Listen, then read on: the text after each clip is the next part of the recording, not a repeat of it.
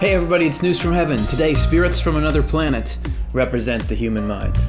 I gotta warn you that this episode is gonna get a little bit strange at times. No, I don't have to warn you about that. You clicked on, you saw the title, so you clicked on it. Why am I always having to bridge the gap between us? But really, the story here is not the spirits planet, but it's the mind.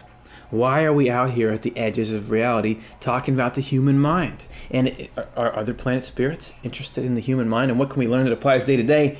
How could you not be intrigued? And the purpose of this show, like the purpose of all shows, it's not trivia. This is to find a way to clear up our mental landscape. The more we can understand of the whole Swedenborg experience is him saying, look, I got to peel back the layers of reality and see we walk around bombarded by appearances. This is how we think things are, but when you see how things really are, there's hope and there's light and there's truth. And there is the answer, the antidote to all of our intractable human problems where we feel like in my life I can't get past this fear or anxiety or issue or upset, whatever it is. My existential frustration with how things are, the truth sets us free. So let's see if we can't expand what we know about how things work. This is in Secrets of Heaven that we'll be going to here. So get out your Secrets of Heaven if you've got it around. This is number 3348. Totally worth getting deep into this book. You'll find a lot of pretty amazing things in there. None more amazing than this. Some more amazing than this, but this one can hold its own. And this is the Swedenborg Experience to a T here, starting. Some spirits from another planet were with me for a fairly long time, and I told them about the wisdom on our Earth. Why is this a good microcosm here? Well, let's illustrate some elements here. First of all, there's spirits from another planet. So there is stuff. We got a double dose of like spirits. What are you another planet?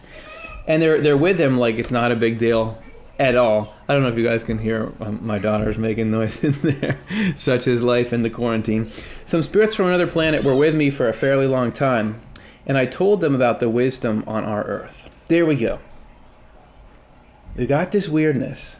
And this is casual enough. It's like just a fairly long time. Yeah, they were with me. I don't know how long it was. And what are they talking about? What are these extra planetary spirits talking with Swedenborg about? They're not talking about how their spaceships look. They're talking about the wisdom on our Earth, because what Swedenborg found, right? You do have this world, so, you've got this expanded picture. What is the human race? Because why are these spirits talking about the human mind? Swedenborg saw the human race as follows. So here's our planet Earth. There are many other planets out there scattered across. This is not to scale, obviously. And there are sentient beings on all these planets. And Swedenborg called them all human. I don't think necessarily. So human, we're all human. And the thing that really makes us all human, I don't know. They didn't really know about genetics in Swedenborg's times. I don't know. He never alludes to the idea that they're the same species as us, although he describes similar kinds of forms with variations. But that's almost irrelevant, because what makes you human is your love and your wisdom. That's actually what makes us human. It's not our bodies. It's not even the structure of our brains. It's on the spiritual level, so on the consciousness level. What motivates you and what principles do you act by? That is actually the key to humanness, and it's something that we over the course of our lives can accept or reject. So when Swedenborg travels out, look at this amazing map of the stars here. They should print this out, put in the planetarium. When we travel out, as Swedenborg from our planet, and he runs into these other groups of beings, what do they want to talk about? The thing that is common to everyone: love and wisdom. And that is something we can apply to ourselves at any time, including this time. And so what's Swedenborg doing? Well, he is complaining a little bit about how lame some of the stuff on Earth in his day, the past for wisdom, which he didn't think was really wisdom. The studies that give people here a reputation for scholarship include investigation and analysis of the ways of the mind and its thinking work. Studies that they call metaphysics and logic, I said. But they've made little progress beyond terminology and a few changeable rules. They quarrel over the terms such as form, substance, mind, soul, and they use their broad, ever-changing rules to engage in bitter disputes over the truth. When I told the spirits this, they saw that when people bog down in terms as terms and use made-up rules to govern their thinking about those terms, it drains away all meaning and comprehension. And look at what you probably thought you're getting when you come into this video versus what you're getting now. Here we are, we're talking to spirits, and the spirits are from another planet. This is so wild. What are we talking about? We're critiquing something that is in our lives all the time. When you go and you use the description, the jargon, the terms around a field of some kind to, rather than advanced thought around that, to squabble and argue and plant flags. That he's saying, look, this is applicable to aliens and everyone, because this is at the core of what it is to be a conscious living being.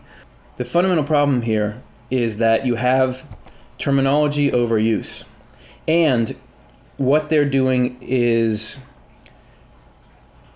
here we go. Engaging in bitter disputes. When there's some kind of field of activity, right? In this case, it's, philosophy, metaphysics, let's say it's logic. People are trying to develop a system around logic. Why have that in the first place? You should have a system around logic because what you're trying to do is help. That if we can develop this, we will be able to help. And really help is to solve problems, right, of some kind, and problems that will have benefits to the human race, right? That is what it's for.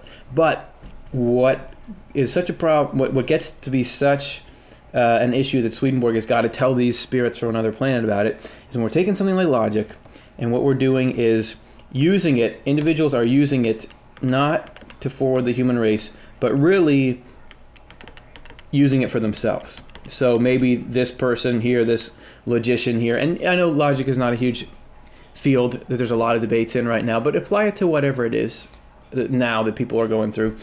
Let's say this person wants to be the greatest in the field, and he kind of has a beef with this person. They published opposing papers or whatever, and these two just use all the tools and terms in here to attack each other.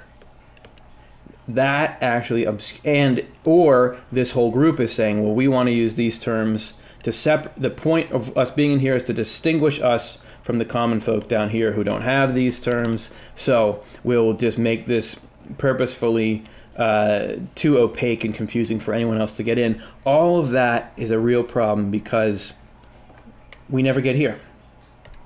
We never get to solving the problems, and it's a hijacking of that. And you can see that anywhere. You can have a company who is supposed to be providing a service for people, but what they do instead is they try to they degrade the quality of the service they're giving in the interest of maximizing their profit. Suddenly, it's not about the use at all. They're turning the use that it's supposed to be function for. Like, let's say, you're trying to make. They talk about in the pandemic that we're having now, like price gouging for masks or something. Instead of saying, well, the purpose of what we're trying to do is get these PPE to the medical professionals who need it, what we're going to do instead is you leverage this situation to get as much money as we can at the expense of these people who want it. You're no longer fulfilling the role that you're supposed to fulfill, which is to provide this particular service to the human race, which is to make people not get sick. So whatever industry or whatever area of life this pops up in, it's the bastardization of the means, divorcing those from the end. And this is a problem. So this is what Swedenborg is talking about to these spirits. Drains away all meaning and comprehension. So what do these spirits from another planet say? Those are just little black clouds that block the eyes of the mind and drag the intellect down into the dust. Where have I seen these black clouds before? So this is one form. This is when one thing that can trip us up, or trip the human race up as well, collectively, is when we are taking some area of thought or some area of action and divorcing it from the benefit that it's supposed to use. If you ever want to try to connect to what's good and true and right, always remember use. What's the use? What are we trying to do that's constructive with this? Always, you can go back. It's like a mission statement for a company. Always go back to what's the use? What are we doing this for? And if the use is good, that's a great handle on. But if we were seeing like, wait, there is no real use to this, could be a red flag. That's not how it is with us. Our thoughts on these subjects are all the clearer for our totally ignoring such terminology. I was also given the opportunity to see how wise these spirits were. Okay, so they're saying we don't get bogged down in irrelevant terminology. What do they do instead? And this is where we get to the representation of the human mind. They created, very much so, they created a representation of the human mind. So this thing that we share with all beings, all conscious beings, that have the kind of love and wisdom that can be turned toward look at eternal things and qualifies you as human. What is it like? They created a representation of the human mind as a marvelous heavenly object. Okay, so somehow you can have the human mind as some kind of marvelous heavenly object. What would it be like? Maybe it's like this. Maybe it has some geometry to it. Oh yeah, this is starting to get good. Maybe there's a little bit of extra stuff in here, and maybe there are some rays of glory coming out. Okay, somehow you can represent the human mind as a tangible object. The job they did was so skillful that angels applauded them. They also used representation to show how the Lord takes inherently unpleasant emotions and turns them into pleasant ones. So angels who are watching, right? So you've got Swedenborg, you got these spirits from another planet, and above it, you've got angels, right? And which could have come from any planet. And these guys make this representation, and the angels are like, yeah, man, check, that's great. What else did they do? They also used representation to show how the Lord takes inherently unpleasant emotions and turns them into pleasant ones. So as we represent this, we think of emotions and things as floofy and without form and not something that you can represent tangibly. It just would have to be kind of, you're not using a lot of lines and stuff. But somehow here, we're able to, and I won't be able to use a lot of lines and stuff with limited tools I have in my limited artistic skill, but let's say you could somehow have a feeling, and that's its essence, and here's its container, here are the bits of knowledge that make it go. Somehow this is an inherently unpleasant one, and the Lord is, through the amazing mechanism of the human mind, able to take this, reform it, upgrade it, and turn it into something pleasant. And all that with much more complexity than you would see in the cellular level of a person or down at the subatomic level of how life is. There's amazing complexity in the things of the spirit. Some of our own planet's best educated were on hand. Oh man, so this is a real party here. You got Swedenborg, you got those guys, you got the angels, and then you have some Earth. These are really these I think these people we were talking about over here, right? And Swedenborg would have been rubbing elbows with those people all the time, given his place in society and the time that he was living.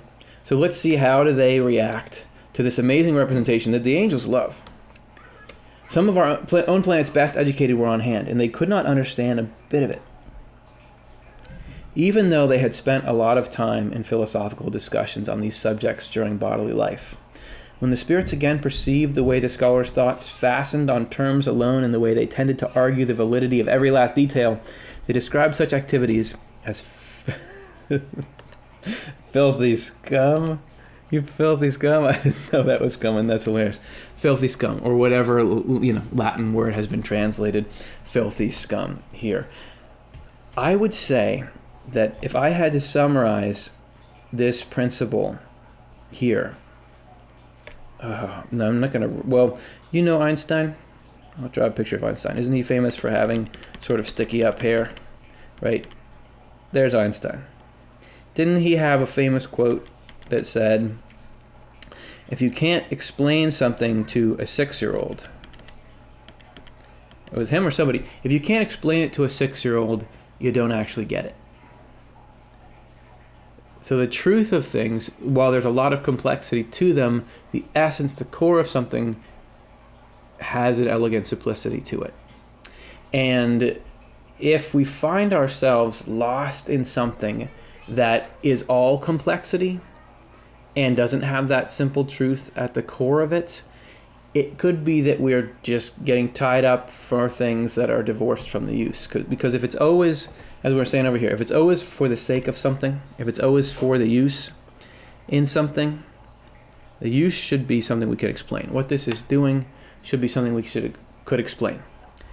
So I would say you can look, I can look for that in myself when I'm saying, why am I so tangled up in this thing? What's the purpose of it?